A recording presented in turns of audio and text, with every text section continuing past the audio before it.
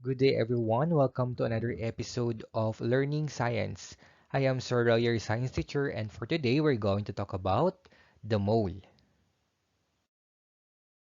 This particular lesson will cover the most essential learning competency, use the mole concept to express the mass of substances. So let's start.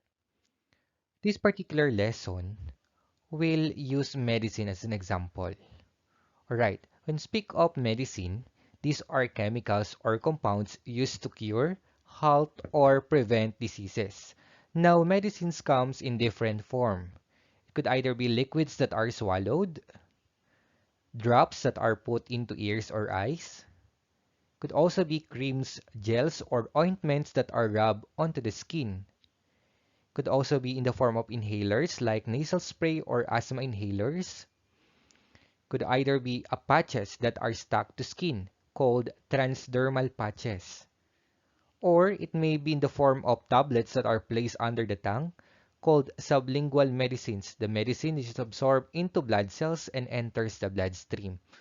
Or it could either be injections or shots or intravenous inserted into a vein medicines. The question is, how do we form the rightful amount of medicine that we need? And the answer for this question is our topic for today, which is all about the mole. Now, when speak of the mole, the identity of a substance is defined not only by the types of atoms or ions it contains, but by the quantity of each type of atom or ion. Let's say, for example, I have here the compound water and compound hydrogen peroxide. If we're going to examine their chemical formula, for water we have H2O, and for hydrogen peroxide we have H2O2. So we can see that both of them contains the elements hydrogen and oxygen. However, they differ in terms of the quantity of each element. In water, there are two atoms of hydrogen and a single atom of oxygen. On the other hand, in hydrogen peroxide, there are two atoms of hydrogen and two atoms of oxygen. These differences can brought a differences when it comes to their physical and chemical properties. Now, the mole is an abbreviated mole is a fundamental unit of measurement of substances. Techniques for counting atoms very precisely have been used to determine the number to be 6.022 times 10 to the 23rd power. And this number is what we call as the Avogadro's number, which was named after Amedeo Avogadro. Let us have a sample problem for this lesson. How many molecules are there in 4.0 moles of carbon dioxide or CO2? Let us remember that 1 mole is equal to 6.022 times 10 to the 23rd particles. So the first step is to write down the given from the problem, which is 4 moles of carbon dioxide.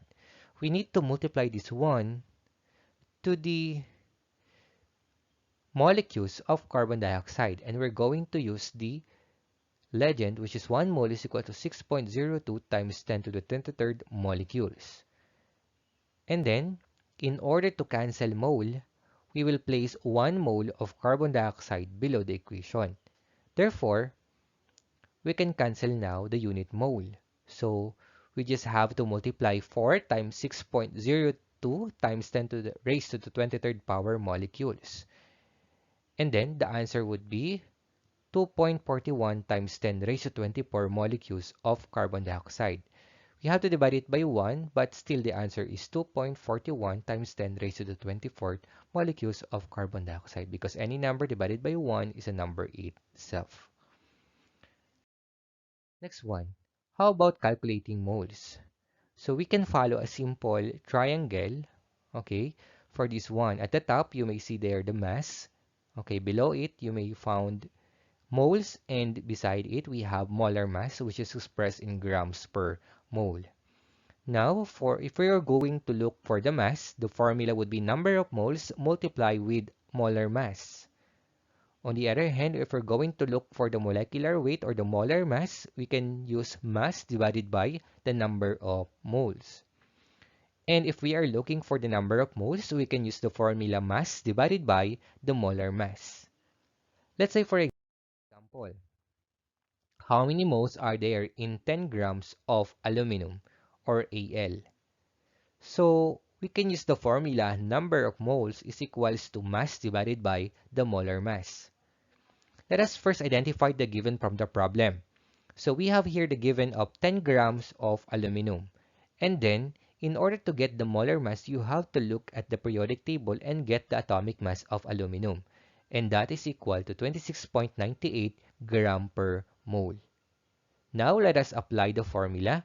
Number of moles is equal to, of course, we have to use the mass, which is 10 grams, divided by the given molar, or the molar mass, which we get from the periodic table or obtained. So divided by 26.98 gram per mole. In this case, since we have similar units which are gram, we could be cancelled, and the unit for our answer is the mole. So 10 divided by 26.98, we can arrive at 0.37 moles. So how about sample problem number 2? How many grams are there in 2 moles of nitrogen? In this case, mass is equal to number of moles times the molecular weight, or the molar mass. So therefore, from the problem, we can say that the number of moles given is 2 moles. And then again, in order to get the molecular weight, or the molar mass, we have to look in the periodic table and obtain the atomic mass of nitrogen. And that is equal to 14.01 gram per mole. By applying the formula, we have mass is equal to the number of moles given is 2 moles multiply with the molar mass of nitrogen, which is 14.01 gram per mole. So in this case, we can cancel mole as a unit because they are similar, and then the remaining unit would be gram. 2 times 14.01, the answer would be 28.02 grams. So how about the concept of the molar mass? So when we speak of the molar mass of any substances is the mass in grams of 1 mole of the substance. In other words, it is obtained by summing the masses of the component atoms. Let us try a sample problem in order to comprehend this particular concept. Calculate the molar mass of sulfur dioxide, a gas produced when sulfur-containing fuels are burned. So we all know that the chemical formula for sulfur dioxide is SO2. The first step is to identify the elements present in sulfur dioxide, and those are S for sulfur and O for oxygen. The next step is to identify the number of atoms present in each element. For S or sulfur, since there is no subscript, it means the number of atoms is 1. And then we have to multiply 1 to the respective atomic mass of S in the periodic table, and that is 32.07 gram per mole. So 1 times 32.07, that is equal to 32.07 gram per mole. Next one, for oxygen, by looking at the subscript in the equation, we have 2. Therefore, the number of atoms of oxygen is equal to 2. Then we have to multiply it to the atomic mass of oxygen in the periodic table, and that is equal to 16.00 gram per mole. 2 times 16, that is equal to 32 gram per mole. Again, in order to get the molar mass, you just have to sum up or add all the product. So 32.07 plus 32, that is equal to 64.07 gram per mole. This is the molar mass of sulfur dioxide. Next, let us try another one. Calculate the molar mass, the number of moles, and the number of particles present in 50 grams of iron oxide, or Fe2O3, which is commonly known as the rust. Again, our first step in order to get the molar mass is to identify the elements present in the compound. In our case, we have here Fe or iron and O for oxygen. Now, the next step is to identify the number of atoms for each element. For iron, we have 2. Then we have to multiply this 1 to the atomic mass of iron, which is found in the periodic table, and that is equal to 55.85. 2 times 55.85, that is equal to 111.7 gram per mole. And then, how about the oxygen? So based on the chemical formula, the subscript of oxygen is 3. Therefore, the number of atoms is equal to 3. Then we have to multiply this 1 to the atomic mass of oxygen in the periodic table, and that is 16 gram per mole. 3 times 16, we can arrive at 48 gram per mole.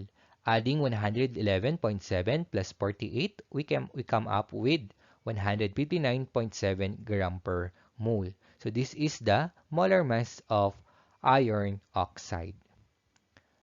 Now let us search for the other missing variable in the problem for the number of moles of 50 gram of iron oxide. So from the given, we have 50 grams of iron oxide.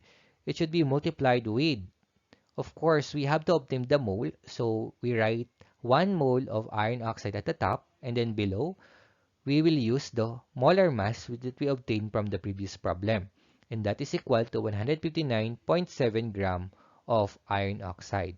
In order to solve this one, we have to multiply 50 times 1, that is equal to 50, divided by 159.7, and that is equal to 0.313 mole of iron oxide. Next one, how about how we're going to get the number of particles? Using the number of mole, which is obtained from the previous problem, 0.313 mole of iron oxide, we have to multiply this one with the value of Avogadro's number, which is equal to 6.02 times 10 to the 23rd atoms or iron oxide. And then, of course, it should be over 1 mole of iron oxide so that we can cancel similar unit. And then we should multiply 0.313 times 6.02 times 10 raised to the 23rd power divided by 1. Therefore, the answer is equal to 1.88 times 10 to the 23rd atoms of iron oxide. That ends our lesson for today. This is the reference that I made use for our particular presentation. Thank you for watching and do not forget to subscribe in my YouTube channel. Thank you.